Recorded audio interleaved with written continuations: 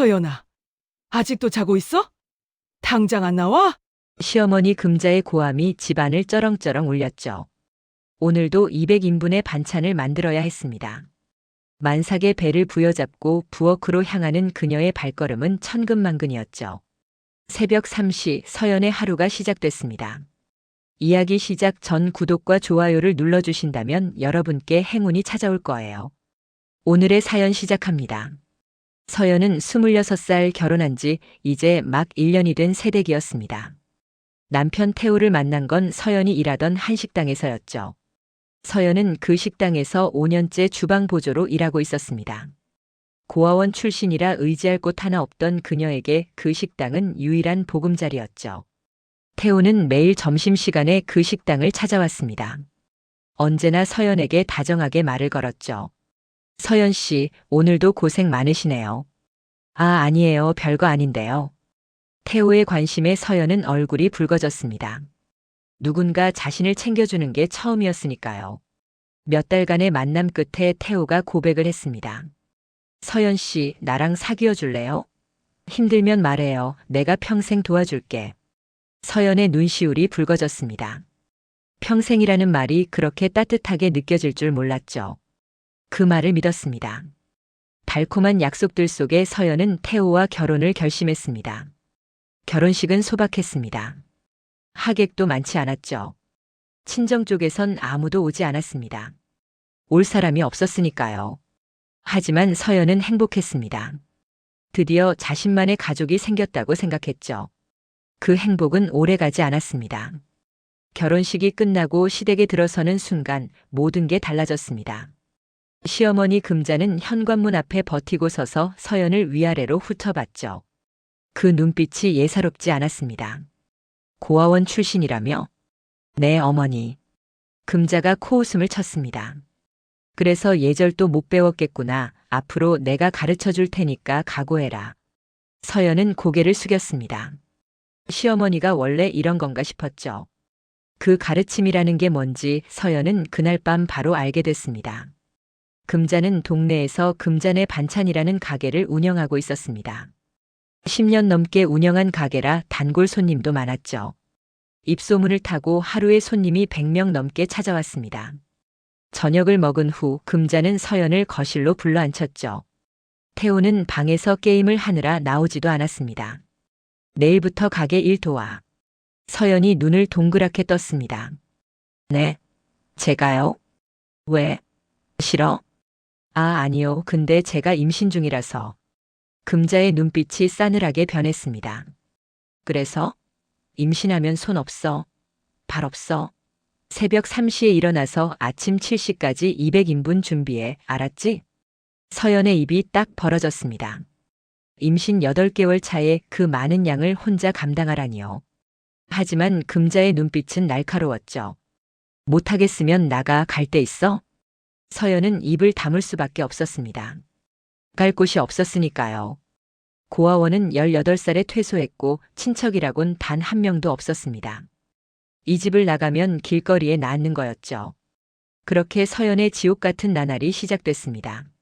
매일 새벽 3시 알람보다 먼저 금자의 고함이 울려 퍼졌습니다. 야, 늦었잖아. 빨리 안 움직여. 서연은 부은 발을 끌며 부엌으로 향했습니다. 잠이 덜 깬 눈을 비비며 가스불을 켰죠. 불이 켜지는 순간 금자의 잔소리가 쏟아졌습니다. 잡채부터 해. 오늘 주문 많아. 불고기 양념 비율 똑바로 맞춰. 나물은 3가지야. 계란말이 태우면 죽어. 서연은 묵묵히 일했습니다. 잡채, 불고기, 나물 무침, 계란말이, 감자조림, 어묵볶음, 멸치볶음. 끝없이 이어지는 반찬들을 만들어내야 했죠. 손은 금세 갈라지고 터지기 시작했습니다. 뜨거운 물에 담갔다 찬물에 헹구기를 반복하니 손가락 끝이 하얗게 불어터졌죠.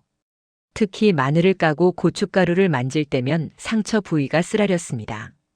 피가 배어나와도 금자는 아랑곳하지 않았죠. 손에서 피 나는 거 반찬에 들어가면 어쩔 거야? 정신 차려. 장갑이라도 껴. 장갑을 끼면 손이 더 갈라졌습니다. 고무 알레르기가 있었지만 말할 수 없었죠. 금자는 핑계라고 생각할 게 뻔했으니까요. 발목은 코끼리 다리처럼 부어올랐습니다. 신발을 신을 수가 없어서 슬리퍼를 질질 끌고 다녔죠. 그마저도 발등이 부어서 제대로 신기지 않았습니다. 결국 맨발로 차가운 부엌 바닥을 걸어 다녀야 했죠. 금자는 그런 서연을 비웃었습니다. 꼴 좀 봐라. 임신했다고 저렇게 뚱뚱해지면 남편이 좋아하겠냐? 서연은 아무 말도 하지 못했습니다. 그저 뱃속의 아기를 쓰다듬으며 버텼죠.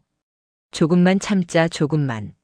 가장 힘든 건 아무도 편이 없다는 사실이었습니다. 남편 태호는 완전히 어머니 편이었죠. 서연이 밤에 조심스럽게 힘들다고 말하면 돌아오는 건 면박뿐이었습니다. 엄마가 널 가르치려고 그러는 거야. 그냥 시키는 대로 해. 여보, 근데 너무 힘들어서 그래. 아기한테도 안 좋을 것 같아. 태호가 인상을 찌푸리며 고개를 돌렸습니다. 아, 맨날 아기 나는 안 힘든 줄 알아? 회사에서 얼마나 스트레스 받는데. 여보. 냄새 나니까 저리 가. 땀 냄새 진짜. 태호가 서연을 밀쳐냈습니다. 서연은 비틀거리며 벽에 등을 부딪혔죠. 배가 콕콕 쑤셨지만 내색할 수 없었습니다. 태호는 술만 마시면 더 심해졌습니다. 일주일에 서너 번은 술에 취해 들어왔죠. 주정을 부리며 서연에게 손찌검을 하기도 했습니다. 너 때문에 내 인생이 이 모양이야. 고아원 출신이랑 결혼했다고 친구들한테 창피해서 말도 못해. 서연은 뱃속의 아기를 지키려고 몸을 웅크렸습니다. 맞으면서도 울지 않았죠. 울면 더 맞는다는 걸 알았으니까요. 다음 날 아침 눈가에 멍이 들었습니다. 금자가 그걸 보고 혀를 찼죠. 뭐야, 그 꼴은 남편한테 맞아도 싸지. 살림을 그 모양으로 하니까. 며느리 편을 드는 시어머니는 없었습니다. 서연은 혼자였죠. 금자의 욕심은 반찬 가게에서 멈추지 않았습니다. 그녀는 요리 블로거로도 활동하고 있었죠. 금자의 비법 레시피라는 제목의 글마다 조회수가 수만을 찍었습니다. 팔로워가 10만 명이 넘었죠. 덕분에 방송 출연 제의도 들어오기 시작했습니다. 지역 방송의 요리 프로그램에 출연하면서 금자의 명성은 더 높아졌죠. 근데 그 비법 레시피의 진짜 주인은 서연이었습니다. 한식당에서 5년간 일하며 배운 조리법을 금자가 통째로 가져다 쓴 거였죠. 잡채 양념 비율, 불고기 숙성법, 나물 무침의 비법. 모두 서연이 식당에서 배운 것들이었습니다. 어느 날 서연이 조심스럽게 말을 꺼냈습니다. 어머니, 그 레시피는 제가 식당에서 배운 건데. 금자가 눈을 부라렸습니다. 뭐? 내가 어쨌다고? 그러니까 원래 제가. 금자가 손바닥으로 식탁을 내리쳤습니다. 네가 뭔데? 고아원 출신 주제에 잘난 척은. 내가 너 먹여주고 재워주는데 레시피가 내 거야? 서연은 입을 다물었습니다. 더 말해봐야 소용없었죠. 손님들 앞에서도 금자는 거리낌이 없었습니다. 서연이 반찬을 포장하고 있으면 금자가 손님에게 말했죠. 우리 며느리요? 친정도 없어요. 고아원 출신이거든. 호호, 그래서 예절도 몰라요. 손님들이 서연을 불쌍하다는 눈으로 쳐다봤습니다. 서연은 고개를 숙인 채 포장만 했죠. 얼굴이 화끈거렸지만 참았습니다. 서연은 이를 악물었습니다. 뱃속의 아기만 생각하며 버텼죠. 이 아이만 낳으면 이 아이와 함께라면 살아갈 수 있을 거야. 그러던 어느 날이었습니다. 가게에 낯익은 손님이 찾아왔죠. 서연을 유심히 바라보던 그 여자는 일주일에 2번은 꼭 오는 단골이었습니다. 터진 손과 부은 발목을 본 그녀의 표정이 굳어졌죠. 저기 혹시 괜찮으세요? 네, 괜찮아요. 서연이 애써 웃으며 대답했습니다. 하지만 그 손님은 계속 서연을 걱정스러운 눈으로 바라봤죠. 며칠 후 같은 손님이 다시 찾아왔습니다. 이번엔 혼자가 아니었죠. 친구로 보이는 여자와 함께였습니다. 그 친구는 몰래 휴대폰을 꺼내 촬영하기 시작했죠. 마침 금자가 서연에게 고함을 지르는 중이었습니다. 이게 반찬이야? 개밥이야? 누가 이렇게 짜게 해서 팔라고 했어? 어머니 죄송. 퍽. 금자가 서연의 뺨을 때렸습니다. 만삭의 며느리를 폭행하는 충격적인 장면이 고스란히 영상에 담겼죠. 그 영상은 그날 밤 SNS에 올라갔습니다. 만삭 며느리 학대하는 반찬가게 사장이라는 제목과 함께요. 영상은 삽시간에 퍼져나갔습니다. 하루 만에 조회수가 100만을 넘겼죠. 댓글이 수천 개 달렸습니다. 분노한 사람들이 금잔의 반찬 가게 위치를 알아내 항해 전화를 퍼부었죠. 어떻게 임산부한테 저럴 수가 있어요? 가게 문 닫아라. 경찰에 신고해. 기자들도 몰려들었습니다. 금잔의 반찬 가게 앞에 카메라가 질비하게 늘어섰죠. 사장님, 영상 사실입니까? 금잔은 처음엔 발뺌을 하려 했습니다. 카메라 앞에서 억울하다는 표정을 지었죠. 오해예요. 편집된 거라니까요. 우리 며느리 제가 얼마나 아끼는데. 하지만 추가 영상이 공개됐습니다. 그 단골 손님이 며칠간 몰래 촬영해둔 영상들이었죠. 서연이 새벽부터 일하는 모습, 금자가 욕설을 퍼붓는 장면, 서연의 터진 손을 클로즈업한 영상까지. 모든 게 적나라하게 담겨 있었습니다. 거짓말이 들통났습니다. 여론은 더욱 들끓었죠. 경찰이 출동했습니다. 금자는 가정폭력 혐의로 현장에서 체포됐죠. 이게 뭐야? 내가 뭘 잘못했다고. 내 며느리 내가 가르치는데 뭐가 문제야? 금자는 끝까지 발악을 했습니다. 하지만 수갑을 찬 채 경찰차에 실려갔죠. 태호도 공범으로 조사를 받았습니다. 서연에게 폭력을 행사한 정황이 드러났으니까요. 이웃 주민들의 증언도 있었습니다. 맨날 밤에 여자 우는 소리 들렸어요. 남편이 소리 지르는 거 여러 번 봤어요. 재판이 열렸습니다. 금자는 징역 2년을 선고받았죠. 법정에서 금자는 끝까지 억울하다고 소리쳤습니다. 내가 뭘 잘못했다고. 며느리 가르친 게 죄야? 하지만 판사는 냉정했죠. 피고인의 행위는 명백한 가정폭력입니다. 특히 임신한 피해자에게 지속적으로 폭력을 행사한 점은 엄중히 처벌해야 합니다. 태호는 집행유예를 받았지만 서연은 바로 이혼 소송을 제기했습니다. 더 이상 그 남자와 함께할 이유가 없었죠. 위자료와 양육비, 레시피 도용 손해배상까지 받아냈습니다. 금잔의 반찬 가게는 문을 닫았습니다. 악플과 항의가 쏟아지며 장사를 할 수 없게 됐죠. 단골 손님들도 다 떠났습니다. 금자가 쌓아올린 모든 것이 하루아침에 무너져 내렸죠. 서연은 드디어 그 지옥에서 벗어났습니다. 하지만 갈 곳이 없었죠. 위자료가 나오기 전이라 당장 방을 구할 돈도 없었습니다. 임시보호소에서 지내며 출산을 준비했죠. 그래도 서연은 웃을 수 있었습니다. 더 이상 맞지 않아도 된다는 사실만으로요. 새벽 3시에 일어나지 않아도 됐습니다. 누군가의 고함 소리에 움츠러들지 않아도 됐죠. 그런데 뜻밖의 일이 벌어졌습니다. 보호소 직원이 서연을 찾아왔죠. 서연 씨, 누가 찾고 있대요. 네. 저를요? 누가요? 강 회장이라는 분인데 꼭 만나고 싶대요. 서연은 고개를 갸웃거렸습니다. 그런 사람은 전혀 모르는 이름이었죠. 강 회장은 60대 사업가였습니다. 중견기업을 운영하고 있었죠. 그는 뉴스에서 서연을 보고 연락을 해왔다고 했습니다. 정확히는 서연의 목에 걸린 목걸이를 보고요. 작은 은빛 나비 모양의 목걸이였습니다. 그 목걸이 어디서 났어요? 서연이 조심스럽게 대답했습니다. 제 유일한 유품이에요. 고아원에 맡겨질 때 목에 걸려 있었대요. 강 회장의 얼굴이 하얗게 질렸습니다. 그의 손이 부들부들 떨리기 시작했죠. 25년 전 강 회장의 아들이 집을 나갔습니다. 가난한 여자와 결혼하겠다며 반대를 무릅썼죠. 강 회장은 완강하게 반대했습니다. 내가 감히 집안 망신을 시켜? 그 여자랑 결혼하면 넌 내 아들 아니야. 그래요. 아버지 아들 안 할게요. 미영이만 있으면 돼요. 아들은 정말로 집을 나갔습니다. 분노한 강 회장은 아들과 인연을 끊었죠. 그 후 소식이 끊겼습니다. 몇 년 후 강 회장은 아들 부부가 교통사고로 세상을 떠났다는 소식을 들었습니다.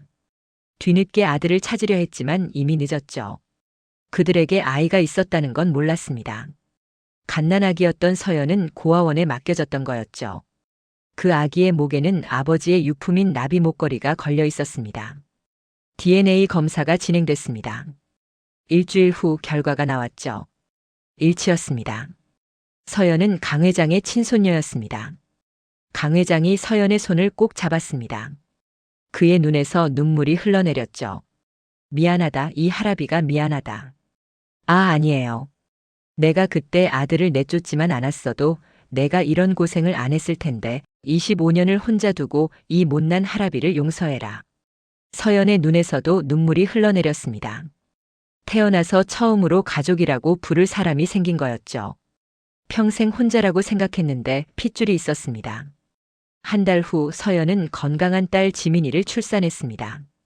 분만실에서 아기 울음소리가 터져 나오는 순간 서연은 펑펑 울었죠. 이 아이만큼은 자신처럼 외롭게 키우지 않겠다고 다짐했습니다. 강 회장은 손녀와 증손녀를 위해 강남에 넓은 아파트를 마련해 줬습니다. 서연은 처음으로 자기 이름으로 된 집에서 살게 됐죠. 더 이상 새벽 3시에 일어나지 않아도 됐습니다. 터지고 갈라졌던 손이 서서히 아물어갔습니다. 1년이 지났습니다. 서연은 뜻밖의 결정을 내렸죠. 금잔의 반찬 가게를 인수하겠다고 한 겁니다. 강 회장이 깜짝 놀랐습니다. 손녀야, 왜 그 끔찍한 곳을? 서연이 조용히 대답했습니다. 거기서 제가 흘린 땀과 눈물이 있어요. 그냥 묻어버리긴 싫어요. 제 손으로 다시 시작하고 싶어요. 강 회장은 한참을 서연을 바라봤습니다. 그러더니 고개를 끄덕였죠. 알았다. 내가 하고 싶은 대로 해라. 할아버지가 도와줄게. 서연은 가게 이름을 서연이네 반찬으로 바꿨습니다. 금자가 훔쳐갔던 레시피로 정당하게 장사를 시작했죠. 인테리어도 새로 했습니다. 밝고 깨끗한 가게로 탈바꿈했죠. 소문을 들은 사람들이 몰려들었습니다. 그 뉴스에 나왔던 며느리가 가게를 인수했다는 소식이 퍼진 거였죠. 사장님 응원해요. 저 뉴스 보고 왔어요. 정말 대단하세요. 감사합니다. 맛있게 드세요. 서연은 환하게 웃으며 손님을 맞았습니다. 한때는 고개도 못 들던 그 가게에서 이제는 당당한 사장님이 된 거였죠. 가게는 금세 자리를 잡았습니다. 서연의 손맛은 진짜였으니까요. 금자가 훔쳐간 레시피의 진짜 주인이 만든 반찬이었죠. 입소문이 나면서 매출이 2배, 3배로 뛰었습니다. 프랜차이즈 제의까지 들어왔죠. 지금 서연은 반찬 가게 3개를 운영하는 사장님이 됐습니다. 직원도 10명이 넘죠. 강 회장의 도움도 있었지만 대부분은 자신의 노력으로 일궈낸 거였습니다. 금자와 태호는 어떻게 됐을까요? 금자는 2년 형기를 마치고 출소했습니다. 하지만 아무도 찾지 않는 노인이 됐죠. 아들 태호마저 연락을 끊었습니다. 엄마 때문에 내 인생 망했어. 연락하지 마. 금자는 요양원에서 홀로 지내고 있습니다. 한때 블로그 팔로워가 10만 명이었던 요리 명의는 아무도 기억하지 않죠. 태호는 이혼 후 술에 빠졌습니다. 회사도 잘렸죠. 친구들도 다 떠났습니다. 허송세월을 보내며 살고 있죠. 그들이 서연에게 했던 일은 고스란히 자신들에게 돌아갔습니다. 서연은 매년 고아원에 기부를 하고 있습니다. 자신처럼 힘든 아이들을 돕고 싶어서죠. 강 회장도 손녀의 뜻에 함께하고 있습니다. 둘은 이제 때려야 뗄 수 없는 사이가 됐죠. 지민아, 할아버지 왔다.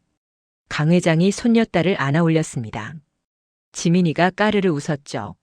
서연은 그 모습을 바라보며 미소 지었습니다. 이게 가족이구나 처음으로 느꼈죠. 가끔 서연은 자신의 손을 내려다봅니다. 한때는 피가 나고 갈라졌던 손이죠. 새벽 3시부터 200인분의 반찬을 만들던 손이었습니다. 이제는 아이를 안고 맛있는 반찬을 만들고 사람들에게 행복을 전하는 손이 됐습니다. 그 손으로 서연은 오늘도 새로운 하루를 만들어가고 있습니다. 더 이상 혼자가 아니니까요. 오늘 이야기가 여러분께 작은 위로가 되었기를 바랍니다. 감사합니다.